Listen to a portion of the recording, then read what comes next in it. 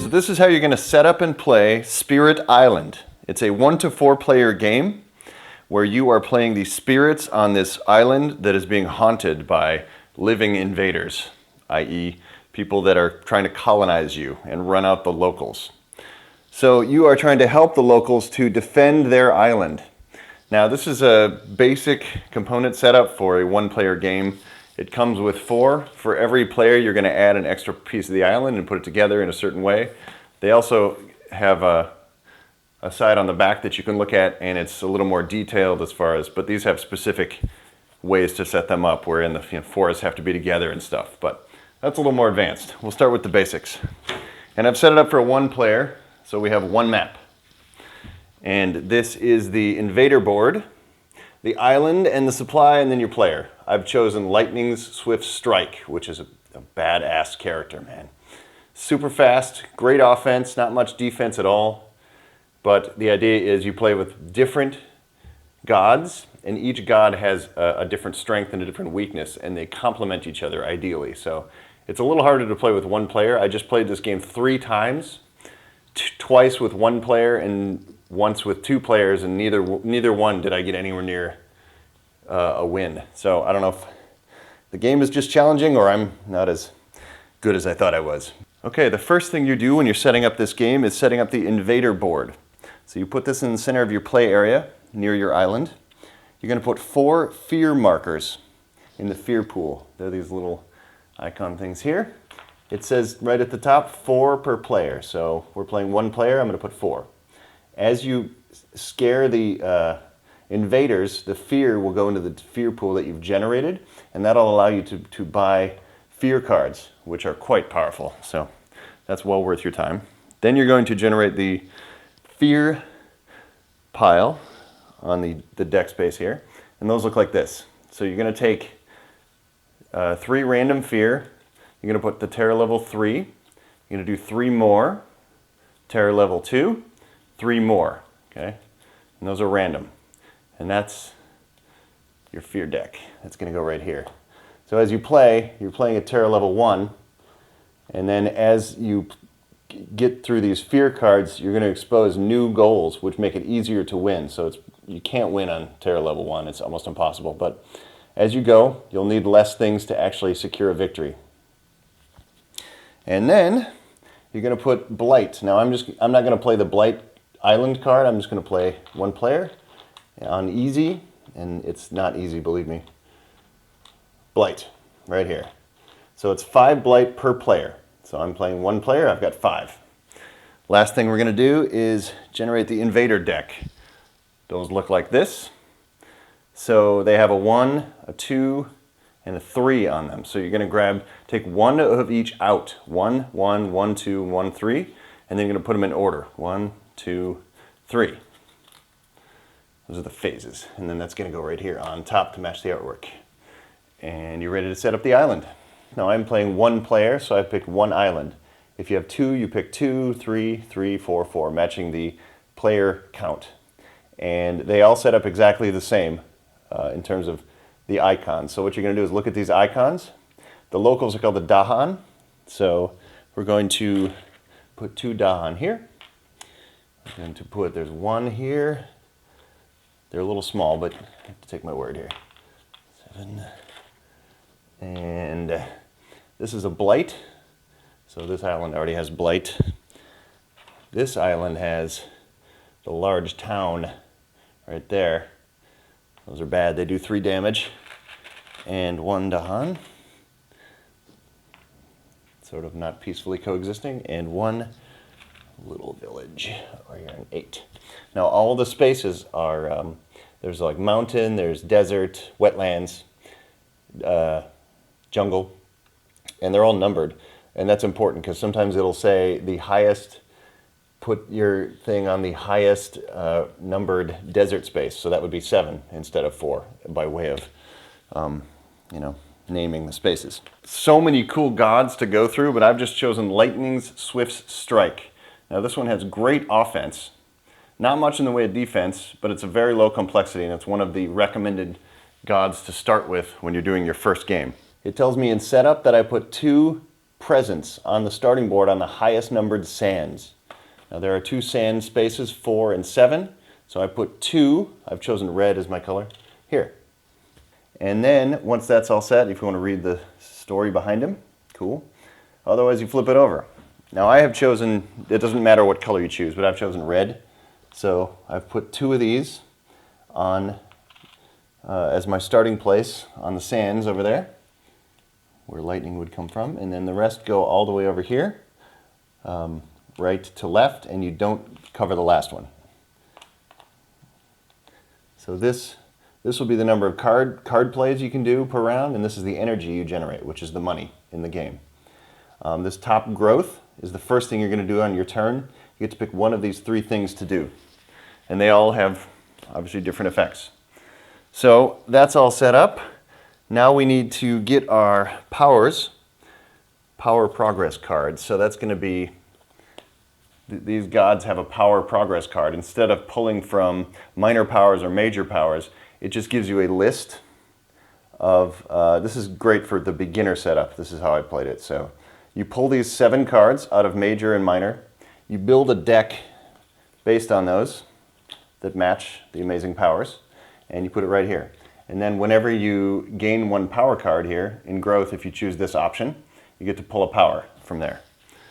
So you do start with 4 powers, and the top left corner is the amount of, it's going to cost you an energy to enact that power. And then these little icons are elements, I believe, and they can add up to help you do some of your innate powers. Every one of these gods has different things they can do. So if you had, say, 3 orange and 2 purple, if I played all 3 of these cards, 3 orange, 2 purple, then I get to destroy 1 little city. So that's what I want to do. So there's my little starter deck of 4. Then I've got a spirit actions in turn order, just for reference, in case you're wondering what the icons are and such. All right, you are ready to play Spirit Island. Now the last thing you're going to do is the invaders starting action. This is the inciting incident. You're going to turn this over. This is number 1. It's on the explore space. We've got explore, build, and ravage. Things are going to move in this order because that's how humans work. They explore, then they build their buildings, and then they ravage the environment around it. So the inciting incident is they are exploring the sand spaces. So you're going to take your little explorers with your little flags, little coyotes there, and any space that has a building on it or is adjacent to a building. This is adjacent to a building, so they explore, and there's a building here adjacent, so they explore. This is how they spread out their filthy habits, okay? Then this rotates here. Now we're going to play our spirit action. The spirit phase has 3 parts, which is growth, gain energy, and play and pay for these power cards. So first thing you do is growth. You're going to pick one of these 3 things to do, whatever helps you the most. If you've played all your cards, you want to reclaim those cards and get a new power card and an energy. Or you can choose to add a presence up to 2 spaces away. That's the range, 2, and another presence, 0, on the same space. So starting from here. Or you can add a presence 1 space away and get 3 energy, which is the money of the game. That's how you spend these cards. This number here, you need that in energy to be able to enact that spell. So we are going to, we have all our cards, we don't need that. We want to spread our presence. So we're going to spread 1 presence. Now as you remove these, you're going to see that the numbers go up. So the more presence you spend, the more energy you get back and the more cards you can play. Right now it's just 2. So I'm going to add a presence. I have a range of 1, so I can go 1 space away. I'm going to drop 1 here, moving my presence over there with my lightning powers, and then I gain 3 energy. Bam. Next thing we do is we gain energy based on the highest number. That is 1, so we gain a 1. We have 4.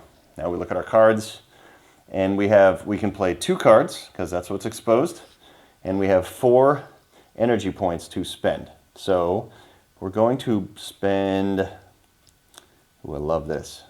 Harbingers of Lightning and Shatter Homestead, that's 2, okay? That's going to cost me 2, so I'm going to do this. I have 2 cards right here. So now Just so you know, the red icon means fast. It's also got a little bird here, so it's a fast spell. That means you play it before you do all the invader crap. And then the blue has a turtle, and that means it's a slow spell, so you play it after the invader phase. So it's like a slow power and a fast power. So these are both slow, but the lightning swift strike advantage is for every purple icon on the cards, you may use the slow as if it were fast. So I can actually use these before or after, which is nice. I'm going to push up to 2 in a range of 1, push up to 2 dahan over here. They're invading this little city. I'm sure it's pleasant. And if I've pushed any dahan into a land with the small or the large building, I get to add a fear.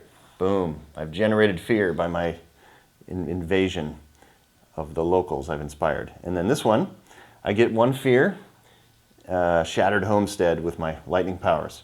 And then I destroy 1 small building, which is this, bam. And once you destroy a small building, as it says right here, small building generates 1 fear, 3. Once I get all the fear in the fear pool generated here, they all go back up here and I get a fear card. And this is how you get your goal to be easier as you go through the deck. So I've done that. I did not meet my innate powers, which would be if I had 3 orange and 2 purple. So these are done. The other gods would do their thing, their spirit phase, and then I just turn these sideways to know that I've used them. Now to get them back, I have to use my growth phase to reclaim the cards. That's how you get them back. So now we're on to the worst part of the game, which is the invader phase. Always fun, okay? We're not playing Blighted Island. If we had any fear cards, those would come into play first before they do anything. Then you go left to right. So like most things, left to right. So ravage. There's no card in ravage. They're not powerful enough yet. They're going to build on it. Ravage is when they attack you. Build is on the sand spaces they're going to build. So if they have at least 1 invader, they're going to build, which is the small little houses. So unfortunately, I didn't get rid of them on here, so they build here and they build here. Not good. That means the next round, this will move over here because these all rotate this way. And then they're going to ravage those spaces, and that gives them a big attack advantage, the more playing pieces they have on those spaces. But I know it's coming because sand is going to be next. Okay, then they're going to explore further. They are exploring in the wetlands. Now exploring is when you take these little guys, as we saw before, little explorers, and you get an explorer on the wetlands that have a building or are adjacent to a building. So 1, and this one is adjacent here, so they're exploring outward and being jerks. We don't want that. All right, this game is hard.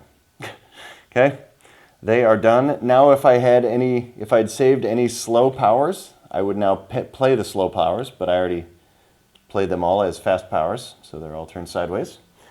These are going to rotate down like this, and you're going to leave that, and you're going to turn that on the next turn. And then the next turn, they all move again, and they're going to go in the discard. Okay, that happens. If anybody was injured or damaged or anything like that, those all flip over, and everything is reset. So let's do another round. Just to keep showing you how this goes. We're back to the spirit phase. The mechanics aren't too bad once you've started playing it and you see how it works. And it is better with multiple gods, all with different powers. So we've got our spirit phase. Again, we get growth. We're going to pick one of these 3.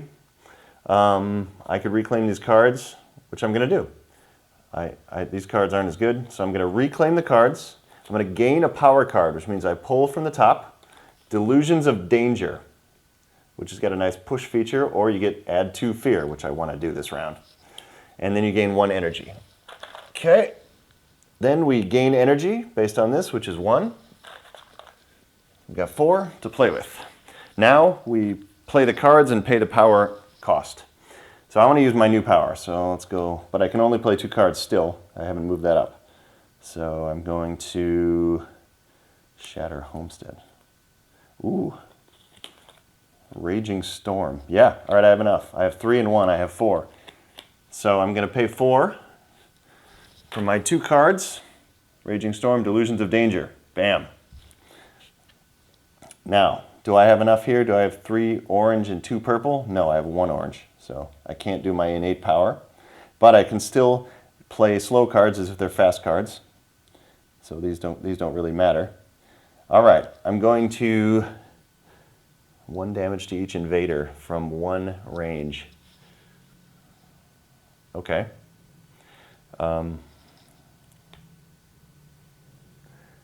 Can I do any damage? And then I can push 1. Okay. So I'm going to do, from the range, I'm going to do damage to him. 1 damage to each invader in this space, which is 1 adjacent by. I get him out of there before he ravages. Oh, yeah, he would have built because he's in water. And then I'm going to do 2 fear. So 1, and then the next one carries over, 2. Now I move a fear card here. Now this will happen when we get to the invader phase. The first thing that happens is the fear strikes. So these are done. Now we go over here. We do Blighted Island if we had the card. Now we do the fear. 1 at a time, we turn these over. Now we're playing Terror level 1, so we play the top one. It says in each land, defend 1 per dahan hut, these things. So in any land, these defend at 1. Normally there's no defense at all, and you'll see how that works here in a second. Okay. Now we go through here and we start with ravage. So they ravage the sand. Now the little guys attack at 1, the small houses are 2, and the big hotel types are 3. So you add these up. This is 1, 2, 3. This is 1, 2, 3 on the sand spaces. So they attack at 3 and 3. Now, each land defends 1 per dahan. We don't have any dahan huts here or here, so there's no defense, which is unfortunate. So they're going to hit us with 3. If they hit you with 2 or more, you add a blight. Now, this one has a blight already, so now I have to add a blight there and an adjacent space because it spreads. I think I'll just put it here, just to keep it out of the way. This one hits with 3, so they get a blight too. See how hard this is? And then if they had had dahan in the space, they would have attacked the dahan. These are worth 2 each.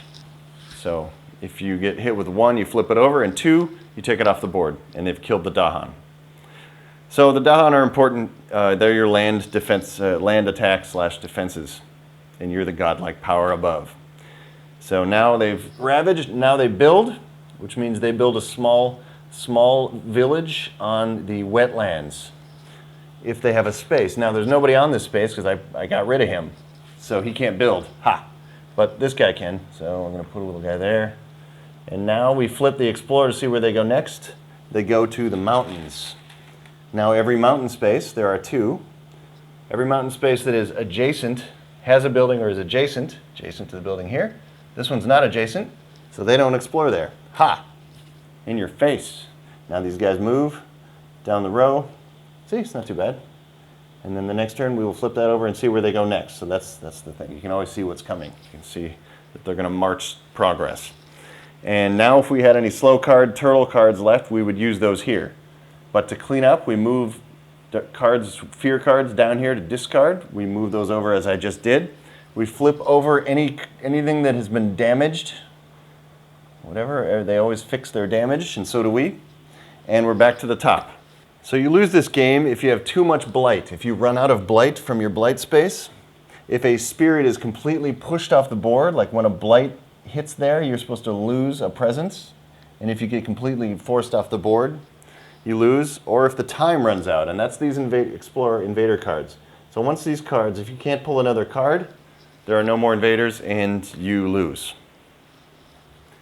But to win, to win at Terror level 1, you have to get rid of all the large buildings, the small buildings, and the explorers. And then as you go down here and get rid of these, the Terror level will change. And when the Terror level goes up, it's easier to win. So at Terror level 2, all you need to do is get rid of the buildings, small and large. The explorers can stick around. And then if you happen to get to Terror level 3, right here, then you only need to get rid of the large buildings to win. So you might automatically win when that comes up. Generating fear and getting these fear cards is the key to winning. And that is how you play Spirit Island.